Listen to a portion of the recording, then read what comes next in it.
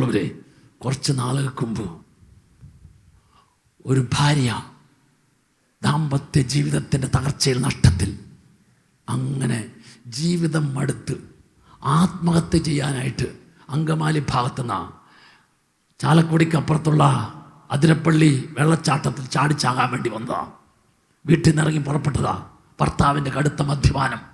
ഈ ഭർത്താവിൻ്റെ കടുത്ത മദ്യപാനം മൂലം മക്കൾ പറഞ്ഞാലും കേൾക്കുകയില്ല. അങ്ങനെ കുടുംബജീവിതം മടുത്ത്, ജീവിതം തകർന്ന് നിരാശപ്പെട്ട് ആത്മഹത്യയിലേക്ക് പോകാനായിട്ട് അങ്കമാലിയിൽ നിന്ന് ബസ് കയറി ചാലക്കുടിയിൽ ഇറങ്ങി അതിരപ്പള്ളിക്ക് പോകാനാ. ദിവാൻ ധ്യാന കേന്ദ്രത്തിൻ്റെ മുമ്പിലൂടെ പോകുന്ന ബസ്. ദിവാൻ ധ്യാന കേന്ദ്രം എത്തിക്കഴിഞ്ഞപ്പോൾ ക്ലീനർ വിളിച്ച് പറഞ്ഞു, ഡിവൈൻ ധ്യാന കേന്ദ്രം, ഡിവൈൻ ധ്യാന കേന്ദ്രം. എന്താണെന്നറിയത്തില്ല, ആരാന്നറിയത്തില്ല. അവിടെ ഉള്ളിൽ ശക്തമായ പ്രേരണ. ആരോ അവളെ പിടിച്ച് ആ ഡിവൈൻ ധ്യാന കേന്ദ്രത്തിൻ്റെ ബസ് സ്റ്റോപ്പിൽ ഇറക്കി. അവൾ അല്പം മുമ്പോട്ട് പോയപ്പോൾ ഒരു ഗേറ്റ് കണ്ടു, എഴുതി വെച്ചിരിക്കുകയാണ് ഡിവൈൻ റിട്രീറ്റ് സെൻറ്റർ.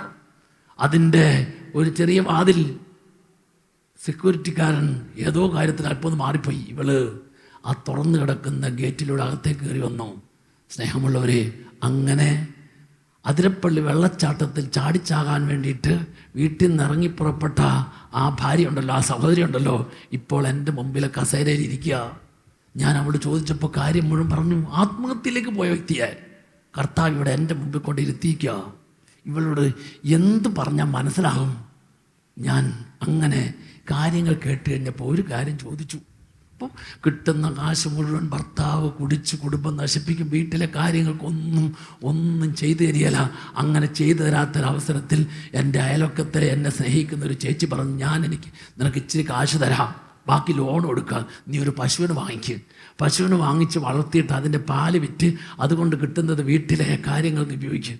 അതെ അച്ഛാ. അപ്പോൾ എനിക്ക് മനസ്സിലായി ഇവൾക്ക് പശുവുമായിട്ട് നല്ല ബന്ധമുണ്ട്. അപ്പോൾ നല്ല ബന്ധമുള്ളൊരു കാര്യം പറഞ്ഞാൽ പെട്ടെന്ന് മനസ്സിലാവും. അപ്പം ഞാൻ അവളോട് ചോദിച്ചു. അവളങ്ങനെ ഒരു പശു, 2 പശു, 3 6 പശുക്കളുണ്ട്. ഈ 6 പശുക്കളുടെ പാല് കറന്ന് വിറ്റിട്ടാണ് വീട്ടിലെ കാര്യം നടത്തുന്നത്. അപ്പം പശുവുമായിട്ട് നല്ലൊരു ബന്ധമുണ്ടെന്ന് പറഞ്ഞപ്പോൾ ഞാൻ അവളോട് ചോദിച്ചു, നിനക്ക് 6 പശുക്കളുണ്ടെന്നല്ലേ പറഞ്ഞത്? അതെ. ഈ 6 പശുക്കളിൽ ഒരെണ്ണം ബഹളി പിടിച്ച് എന്ന് വിചാരിക്കുക. നിങ്ങൾക്ക് അറിയാമോന്ന് അറിയത്തില്ല, ബഹളി പിടിച്ചെന്ന് പറഞ്ഞാൽ അറിയാമോ? അപ്പോൾ ഉടനെ അവൾ പറയാ, ഞാൻ ബഹളി പിടിച്ചെന്ന് വിചാരിക്കുക എന്ന് പറഞ്ഞോളൂ. ഉടനെ അവൾ പറയാം, അച്ഛാ ഒരു പ്രാവശ്യം അങ്ങനെ ഉണ്ടായച്ചാ, എൻ്റെ ഒരു പശുവിന് ബഹളി പിടിച്ചാ. ആ ബഹളി പിടിച്ച പശുവിനെ ഞാൻ പിടിച്ചു നിർത്താമെന്ന് വിചാരിച്ച് കയറെ പിടിച്ചു. എനിക്കറിയാം ബഹളി പിടിച്ച പശുവിനെ പിടിച്ചു നിർത്താൻ പറ്റിയാലെന്ന്. ഞാൻ ആ കയറെന്നങ്ങ് വിട്ടാൽ മതിയായിരുന്നു. പക്ഷെ ഞാൻ വിട്ടില്ല. ഞാൻ ഈ കയറെ മുറുകെ പിടിച്ചപ്പോണ്ടല്ലോ എന്നെ വലിച്ചുകൊണ്ട് ഈ പശു പോയി. എന്നിട്ട് സംഭവിച്ച പിടിച്ചു നിർത്താനും പറ്റിയില്ല. വലിച്ച് എന്നെ കൊണ്ടുപോയി കഴിഞ്ഞപ്പോണ്ടല്ലോ അവളെ എനിക്ക് കാണിച്ചു തന്നു. അന്ന് ബഹളി പിടിച്ച പശുവിനെ പിടിച്ചു നിർത്താമെന്ന് കരുതി അവൾ ചെയ്തപ്പോഴുണ്ടല്ലോ, അവൾ വലിച്ചു കൊണ്ടുപോയ പശു അവളുടെ കാലിൻ്റെ മുട്ടിനും കൈയുടെ മുട്ടിനും നെറ്റിയിലൊക്കെ അന്ന് അപകടം പറ്റി, പരിക്ക് പറ്റി. ഇന്ന് ആ പരിക്കെല്ലാം ഉണങ്ങി കറുത്ത പാടുകളായിട്ട് കിടപ്പുണ്ട്. അച്ഛാ, ഈ പാടുകൾ കണ്ടോ? അന്ന് ബഹളി പിടിച്ച പശുവിനെ പിടിച്ചു നിർത്താൻ പോയതാ. ഞാൻ അവളോട് ചോദിച്ചു, അപ്പം നിനക്ക് മനസ്സിലായില്ലേ ബഹളി പിടിച്ച പശുവിനെ പിടിച്ചു നിർത്താൻ പറ്റിയാലെന്ന്? മനസ്സിലായില്ലേ? മനസ്സിലായി. മോളെ, മദ്യപിച്ച് വരുന്ന ഭർത്താവും അയാളുടെ പെരുമാറ്റമൊക്കെ ഏതാണ്ട് ഈ ബഹളി പിടിച്ച പശുവിനെ പോലെയാണ്. നീ അയാളെ പിടിച്ചു നിർത്താൻ പറ്റുമെന്ന് നോക്കണ്ട. നീ ബഹളി പിടിച്ച പശുവിൻ്റെ പിടിവിട്ടായിരുന്നെങ്കിൽ സംഭവിക്കാനായിരുന്നല്ലോ. ഇതുപോലെ നീ നിൻ്റെ ഭർത്താവിലുള്ള പിടി നീ വിടണം. ഉടനെ അവളോട് ചോദിച്ചു, അപ്പോൾ അച്ഛൻ പറയുന്നത് ഡൈവേഴ്സ് ചെയ്യണമെന്നാണോ? ഞാൻ നേരത്തെ മുതൽ അത് ചിന്തിച്ച അച്ഛാ, പിന്നെ ഞാൻ ചെയ്തില്ല. എടി, ഡൈവേഴ്സ് ചെയ്യണമെന്നല്ല ഞാൻ അതിനോട് പറഞ്ഞത്. എന്താണെന്നറിയോ? ഈ ഭർത്താവിനെ, അതായത് നിന്നെ സ്നേഹിക്കാത്ത, അംഗീകരിക്കാത്ത, മദ്യപിച്ച് കുടുംബം നോക്കാത്ത, വഴക്കുണ്ടാക്കുന്ന ഈ ഭർത്താവിനെ ആരാ തന്നത്? കർത്താവല്ലേ. കർത്താവാണ് തന്നതെങ്കിൽ നീ എന്ത് ചെയ്യണമെന്ന് അറിയാവോ? ഈ ഭർത്താവിലുള്ള പിടി നീ അങ്ങോട്ട് വിട്ടിട്ട് ഈ ഭർത്താവിനെ നിനക്ക് തന്ന കർത്താവിനെ നീ മുറുകെ പിടിക്കണം. അപ്പോൾ ഉടനെ അവളുടെ ചിന്ത മാറി. അപ്പം ഞാൻ എന്ത് ചെയ്യണം അച്ഛാ? അപ്പം ഞാനങ്ങൾ ചോദിച്ചപ്പോൾ ക്രിസ്ത്യാനിയാണ്. എന്നിട്ട് അവൾ പറയാണേ, അച്ഛാ ആ സ്ഥലം പറഞ്ഞു. ആ സ്ഥലത്തിനടുത്തുള്ള ആ പള്ളിയുടെ അടുത്ത എൻ്റെ വീട്. ഞാൻ എല്ലാ ദിവസവും ഉണ്ടല്ലോ അച്ഛാ, ഈ 6 പശുക്കളെയും കറന്നിട്ട് പാലെല്ലാം റെഡിയാക്കി വെച്ചിട്ട് 6 മണിയാകുമ്പോഴേക്കും എല്ലാം തീർക്കും. പിള്ളേർക്ക് പാല് കൊണ്ട് കൊടുക്കാനായിട്ട് എല്ലാം റെഡിയാക്കി വെക്കും. 6:15 ഇടവക ദേവാലയത്തിലെ വിശുദ്ധ കുർബാന. എല്ലാ ദിവസവും ഞാൻ വിശുദ്ധ കുർബാനയ്ക്ക് പോകും. എല്ലാ ദിവസവും കുർബാനയ്ക്ക് പോകുന്ന അവളാണ് കുടുംബത്തിൽ പ്രശ്നം വന്നപ്പോൾ എങ്ങോട്ട് പോയത്? ആത്മഹത്യയിലേക്ക് പോയത്. എടി മോളെ, നീ അതാണ് അവിടെ ചെയ്യേണ്ടത്. ഞാൻ നിനക്ക് പറഞ്ഞുതരാം. നീ ആത്മഹത്യയിലേക്കല്ല പോകേണ്ടത്. നീ എന്ത് ചെയ്യണമെന്നറിയാവോ? നിനക്ക് ഈ മദ്യപിക്കുന്ന, വഴക്കുണ്ടാക്കുന്ന, സ്നേഹിക്കാത്ത ഭർത്താവില്ലേ, ആ ഭർത്താവിന് തന്ന കർത്താവില്ലേ, നീ എന്ത് ചെയ്യണമെന്നറിയാവോ? ഇനി നീ അങ്ങോട്ടല്ല പോകേണ്ടത്. ഇന്ന് നീ വീട്ടിലേക്ക് പോയിട്ട് നാളെ മുതൽ നീ എന്ത് ചെയ്യണമെന്നറിയാവോ? നാളെ മുതൽ നീ ഇടവക ദേവാലയത്തിൽ വിശുദ്ധ കുർബാനയ്ക്കായിട്ട് പോയി കഴിഞ്ഞാൽ ആ വിശുദ്ധ കുർബാനയിൽ ഈശോയുടെ തിരുരക്തം ഉൾക്കൊള്ളുന്ന കാസ അത്താരം ഉയർത്തിപ്പിടിക്കുമ്പോൾ ആ ഉയർത്തിയ കാസയിലെ തിരുരക്തത്തിൽ ഈശോ നിനക്ക് തന്ന നിൻ്റെ ഭർത്താവിൻ്റെ എല്ലാ സ്വഭാവ വൈകല്യങ്ങളും, കുറവുകളെയും, ദുശ്ശീല സ്വഭാവത്തെ മുഴുവനും ആ തിരുരക്തത്തിൽ സമർപ്പിച്ചിട്ട് അതിൻ്റെ പിന്നിൽ നീ കാണിയല്ലേ 3 ആണികൾ തൂങ്ങിക്കിടക്കുന്ന ഈശോ, ആ ഈശോയിലേക്ക് നോക്കിയിട്ട് നീ ഇങ്ങനെ പ്രാർത്ഥിക്കണം: ഈശോയെ, അങ്ങ് എനിക്ക് തന്ന എൻ്റെ ഭർത്താവിനെ അങ്ങ് ആഗ്രഹിക്കുന്നത് പോലെ സ്നേഹിക്കാൻ, അംഗീകരിക്കാൻ, ബഹുമാനിക്കാൻ അതിനുള്ള ശക്തി എനിക്ക് തരണേ. എല്ലാ ദിവസവും നീ വിശുദ്ധ കുർബാനയിൽ ഇങ്ങനെ പ്രാർത്ഥിച്ചിട്ട് നീ ഇങ്ങനെ 2 മാസം ഇങ്ങനെ പ്രാർത്ഥിച്ചിട്ട് നീ പൊക്കൂ. എന്നിട്ട് 2 മാസം കഴിയുമ്പോൾ നീ ഒന്നും കൂടെ വാ. ഞാൻ അവൾക്ക് വേണ്ടി പ്രാർത്ഥിച്ച് ശക്തി കൊടുത്ത് ധൈര്യം കൊടുത്ത് സന്തോഷത്തോട് പറഞ്ഞയച്ചു. അവൾ അതിരപ്പള്ളിക്കല്ല പോയത്, നേരെ വീട്ടിലേക്ക് തിരിച്ചു പോയി. എന്നിട്ട് എന്ത് ചെയ്യുന്നറിയോ? പിറ്റേ ദിവസം മുതൽ അവൾ ഇടവക ദേവാലയത്തിൽ വിശുദ്ധ കുർബാനയ്ക്കായിട്ട് ചെന്ന് കഴിഞ്ഞാൽ ഞാൻ ഈ പറഞ്ഞതുപോലെ എല്ലാ ദിവസവും അവൾ ചെയ്യും. ചെന്നിട്ട് വൈകുന്നേരം ഭർത്താവ് മദ്യപിച്ചിലേക്ക് ഇട്ട് വരും. അപ്പോൾ ഭർത്താവ് എങ്ങനെയെല്ലാം പെരുമാറിയാലും അവൾ വളരെ ശാന്തതയോടെ, സ്നേഹത്തോടെ പെരുമാറും. അവളുടെ ഭർത്താവിനെ കാണുന്ന കാഴ്ചപ്പാട് മാറി, മനോഭാവം മാറി. 2 ആഴ്ച ഇങ്ങനെ പെരുമാറി വീണ്ടും മുമ്പോട്ട് പോയി. അപ്പോഴുണ്ടല്ലോ ഈ ഭർത്താവ് ഇങ്ങനെ ചിന്തിക്കാൻ തുടങ്ങി: ഞാൻ എങ്ങനെയെല്ലാം കുറ്റപ്പെടുത്തിയിട്ടും കളിയാക്കിയിട്ടും വഴക്ക് പറഞ്ഞിട്ടും ദ്രോഹിച്ചിട്ടും എൻ്റെ ഭാര്യ എന്നെ എന്തോരം സ്നേഹിക്കണേ. അവളുടെ പഴയ മനോഭാവം, കാഴ്ചപ്പാടെല്ലാം മാറിയല്ലോ. സ്നേഹമുള്ളവരെ, ഒരു ദിവസം ഈ ഭർത്താവ് ഭാര്യയോട് പറഞ്ഞു: ദേ, അടുത്ത ആഴ്ച ഓണത്തിൻ്റെ അവധിയല്ലേ, ഓണത്തിൻ്റെ അവധിക്ക് പിള്ളേർക്കെല്ലാം അവധിയാണല്ലോ. അപ്പോൾ അതുകൊണ്ട് നീ കുറേ നാളായില്ലേ പറയുന്ന ഡിവൈൻ ധ്യാന കേന്ദ്ര ധ്യാനത്തിന് പോകാമെന്ന്, നമുക്ക് അടുത്ത ഓണാഴ്ചയിൽ അവധി ദിവസം മക്കളെ കൊണ്ട് ധ്യാനിക്കാൻ പോവാം. സ്നേഹമുള്ളവരെ, ഞാൻ അവളോട് 2 മാസം കഴിയുമ്പോൾ വരാനാണ് പറഞ്ഞത്. ഇതാ ഏതാണ്ട് 1 മാസം കഴിഞ്ഞപ്പോൾ ഒരു ഞായറാഴ്ച ദിവസം ഞാൻ നോക്കുമ്പോഴേക്കും ഓണത്തിൻ്റെ ആഴ്ചയിൽ കൂടുതൽ ആൾക്കാർ ധ്യാനിക്കാനായിട്ട് വരുന്നുണ്ട്. അങ്ങനെ ധ്യാനിക്കാനായിട്ട് വരുന്ന ആൾക്കാർ, ഞാൻ ആ ഗേറ്റിൻ്റെ സമീപത്ത് അപ്പുറത്ത് നിൽക്കുമ്പോഴേക്കും ഒരു ഭാര്യ, ഭർത്താവ്, 2 മക്കൾ, അവർ ധ്യാന ഹോളിൻ്റെ രജിസ്ട്രേഷൻ അങ്ങോട്ട് പോകാതെ ഞാൻ നിൽക്കുന്നിടത്തേക്ക് വരിക. അപ്പം ഈ സഹോദരി എന്നെ ചിരിച്ച് കാണിക്കുന്നുണ്ട്. എന്നിട്ട് എന്നോട് ചോദിച്ചു: അച്ഛൻ എന്നെ മനസ്സിലായോ? ഞാൻ അല്പം ഒന്ന് പരങ്ങി. അപ്പോൾ ഉടനെ അവൾ പറയാ: അച്ഛാ, 1 മാസം മുമ്പ് ഒരു ബഹളി പിടിച്ച പശുവിൻ്റെ കാര്യമൊക്കെ പറഞ്ഞു വന്ന അപ്പം എനിക്ക് മനസ്സിലായി. ഇതോ എൻ്റെ ഭർത്താവാ. ഞാൻ നോക്കി, വളരെ ശാന്തനായിട്ടിരിക്കുന്നു. സ്നേഹമുള്ളവരെ, ആ ആഴ്ചയിലെ ധ്യാനത്തിൽ ഈ ഭാര്യയും ഭർത്താവും ധ്യാനം കൂടി. എന്നിട്ട് സംഭവിച്ചെന്നറിയോ?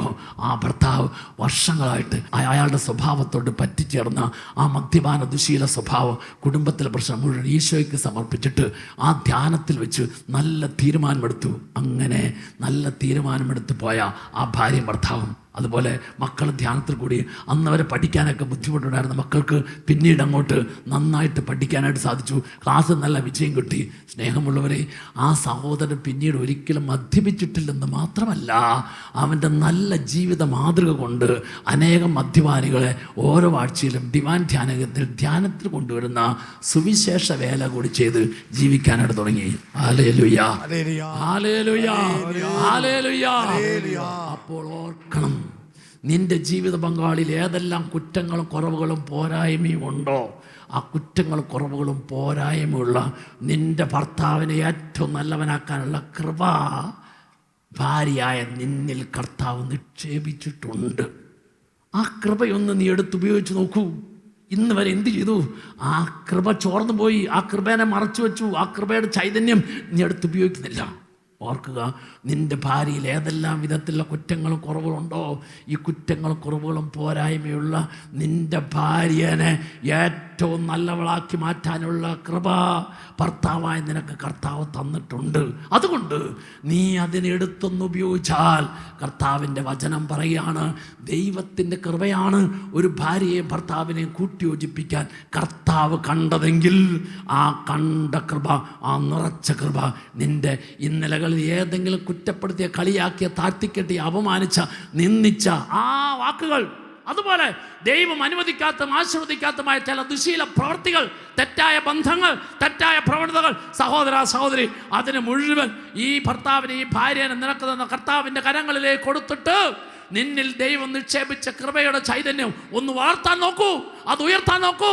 എന്നാൽ ഇന്നലെ വന്നുപോയതിനെ മുഴുവൻ ഈശോ ഏറ്റെടുത്തിട്ട് ഒരു പുതിയ സ്നേഹത്തിൻ്റെ ചൈതന്യത്തിൻ്റെ ശക്തിയുടെ അനുഭവത്തിലേക്ക് നിന്റെ കുടുംബജീവിതത്തെ മാറ്റും. അതുകൊണ്ട് ദാമ്പത്യ ജീവിതം എന്നും എപ്പോഴും വിജയപ്രദമായി തീരണമെങ്കിൽ കർത്താവ് കണ്ട കൃപയുടെ നിറവ്, ആ കൃപയുടെ നിറവ് ചോർന്നു പോകാതെ അത് കൂടുതൽ വളർത്താൻ സാധിക്കണം. ഹല്ലേലൂയാ, ഹല്ലേലൂയാ.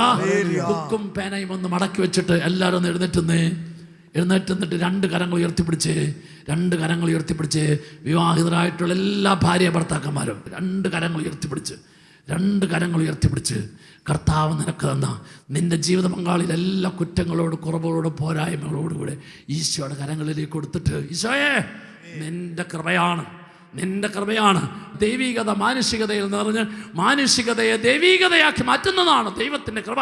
മനുഷ്യരിലെ കുറവുകളും പോരായ്മകളിലും എല്ലാം ദൈവിക ചൈതന്യവും ദൈവിക ശക്തിയും ദൈവിക നിറവും കർത്താവ് നിറച്ചിട്ട് മനുഷ്യരിലെ കുറവുകളെയും പോരായ്മകളെയും എല്ലാം നിറവാക്കി മാറ്റുന്നതാണ് ദൈവകൃപ. ആ ദൈവകൃപയുടെ നിറവ് ഇന്നലകളിൽ എൻ്റെ ഈ ലോക സുഖത്തോടുള്ള താല്പര്യങ്ങൾ, ഇഷ്ടങ്ങൾ, മനോഭാവങ്ങൾ, ആ സന്തോഷം, ആ ഇഷ്ടം, ആ താല്പര്യം എന്നിൽ ദൈവം നിക്ഷേപിച്ച ദൈവകൃപ ചോർന്നുപോയ ദൈവകൃപ 10 ഇരട്ടിയായി തിരിച്ചു പിടിക്കാൻ, സ്വീകരിച്ചു നിറയാൻ കർത്താവേ നീ എന്നെ സഹായിക്കണേ, കർത്താവേ നീ എന്നെ ശക്തിപ്പെടുത്തണേ. രണ്ട് കരങ്ങൾ ഉയർത്തിപ്പിടിച്ച് നിന്റെ ജീവിത പങ്കാളിയെയും നിന്നെയും കൂട്ടിയോജിപ്പിച്ച ദൈവകൃപയിൽ ഏതെങ്കിലും കുറവ് സംഭവിച്ചെങ്കിൽ ആ കുറവ് മുഴുവൻ നിറവാക്കി മാറ്റുവാൻ എന്നിൽ നിന്റെ കൃപയുടെ നിറവ് നൽകണേ കർത്താവേ. ആഗ്രഹിച്ച് വിളിച്ചോ, എല്ലാവരും വിളിച്ചോ, ഈശോയേ, ഈശോയുടെ ചൈതന്യം, ശക്തി, കൃപ, അനുഗ്രഹം ഒഴുകട്ടെ എന്ന് പ്രാർത്ഥിക്കുന്നു. രണ്ട് കരങ്ങൾ ഉയർത്തിപ്പിടിച്ച് എല്ലാവരും ചേർന്ന് പ്രാർത്ഥിക്കുന്നു. നീ എനിക്ക് ജീവിതത്തിൽ തുണയായി തന്ന, നീ എനിക്ക് ജീവിതത്തിൽ തുണയായി തന്ന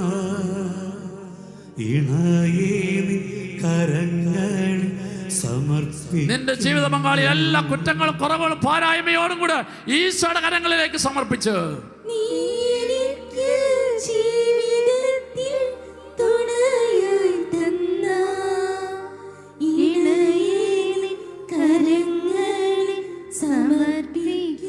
ഇരു കരങ്ങൾ ഹൃദയത്തോട് ചേർത്ത് വെച്ച് ജീവിത പങ്കാളി എല്ലാ കുറവുകളോടും പോരായ്മയോടും കൂടെ എന്നും എപ്പോഴും ചേർത്ത് പിടിക്കാൻ, ചേർന്ന് നിൽക്കാൻ ഈശോയെ എനിക്ക് കൃപ തരണമേ എന്ന് ആഗ്രഹിച്ചു പരസ്പരം കുറവെല്ലാം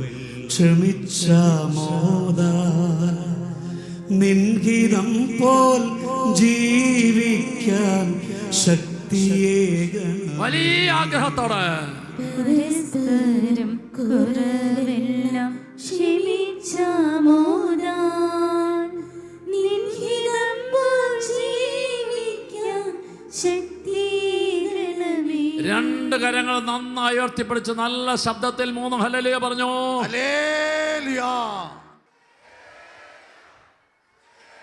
നല്ലൊരു കൈയടി കൊടുത്ത് കർത്താവിനെ മഹത്വപ്പെടുത്ത്. ശക്തമായി നന്നായിട്ടൊന്ന് കൈയടിച്ച്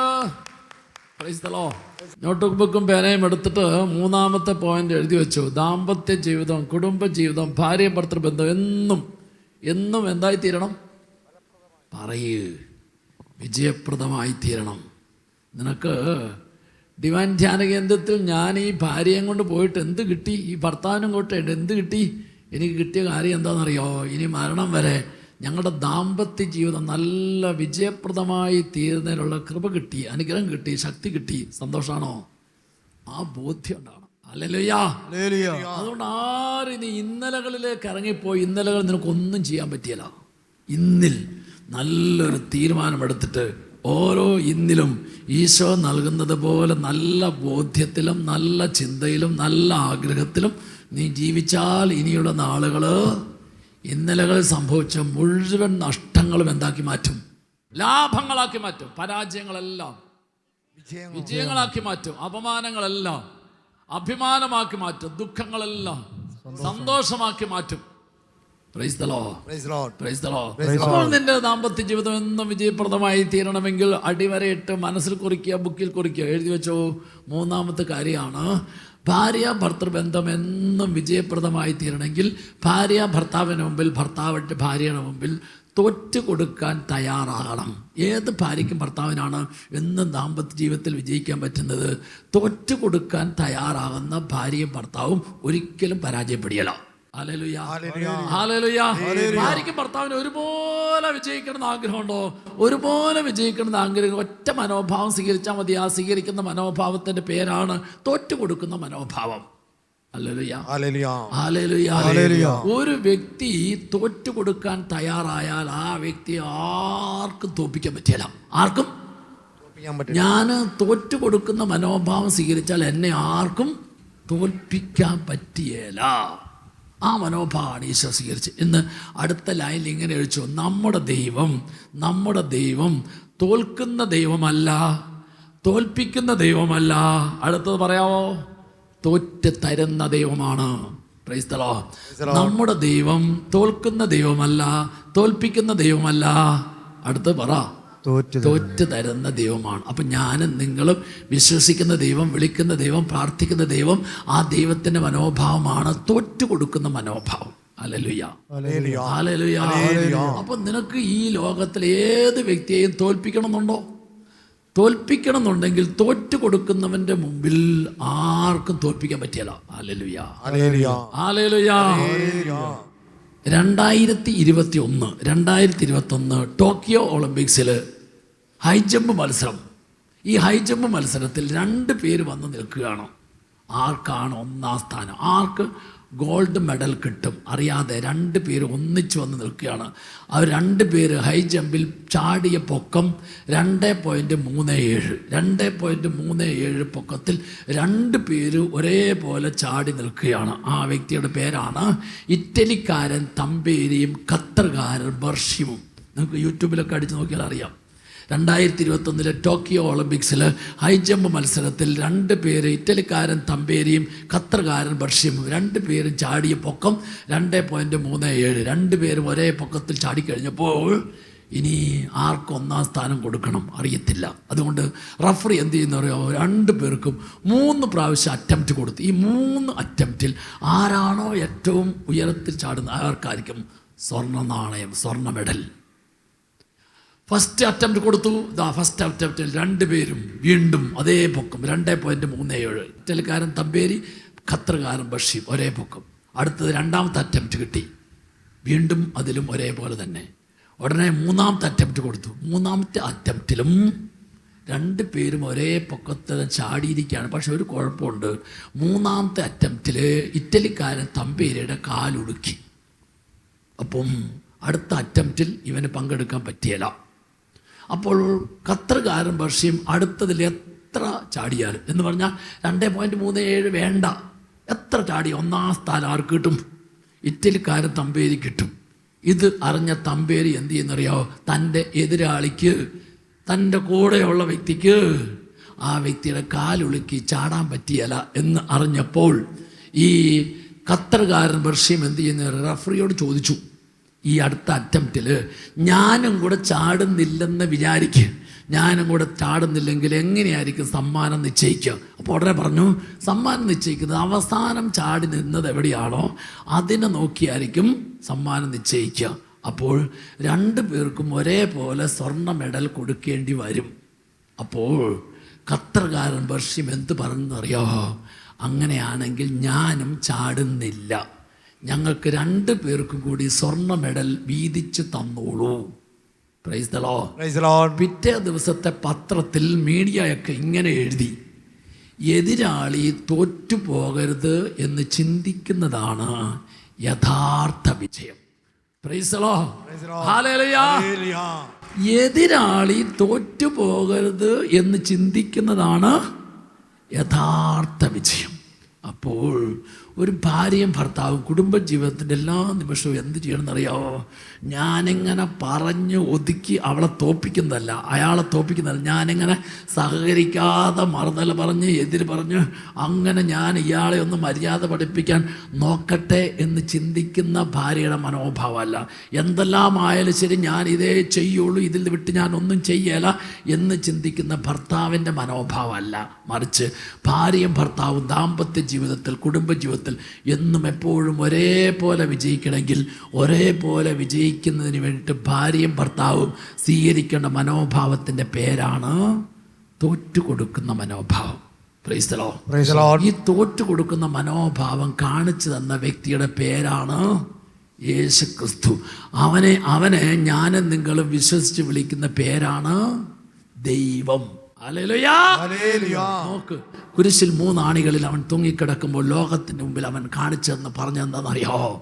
ഇതാ ലോകത്തിന് മുമ്പിൽ ആ കുരിശിൽ ഈശോ ദൈവം തോറ്റു തന്നപ്പോൾ ലോകത്തിലുള്ള സകല മനുഷ്യരും വിജയിച്ചു. ഹല്ലേലൂയ.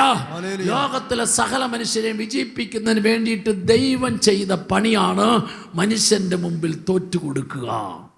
ഹല്ലേലൂയ. ഈ തോറ്റുകൊടുത്തതിലൂടെ ഞാനും നിങ്ങളും പാപത്തിന്റെ ബന്ധനത്തിൽ നിന്നും എന്നെ പിശാച് പാപം വഴി പരാജയപ്പെടുത്തിയപ്പോൾ ആ പരാജയപ്പെടുത്തിയ എൻ്റെ പാപത്തിന്റെ കെട്ടുകളെ, പാപത്തിന്റെ ബന്ധനത്തെ ഇവൻ കുരിശ് ഏറ്റെടുത്തിട്ട് പറഞ്ഞു, ഞാൻ നിന്റെ മുമ്പിൽ തോറ്റു തന്നിരിക്കുന്നു, നീ വിജയിച്ചു. ഹല്ലേലൂയ.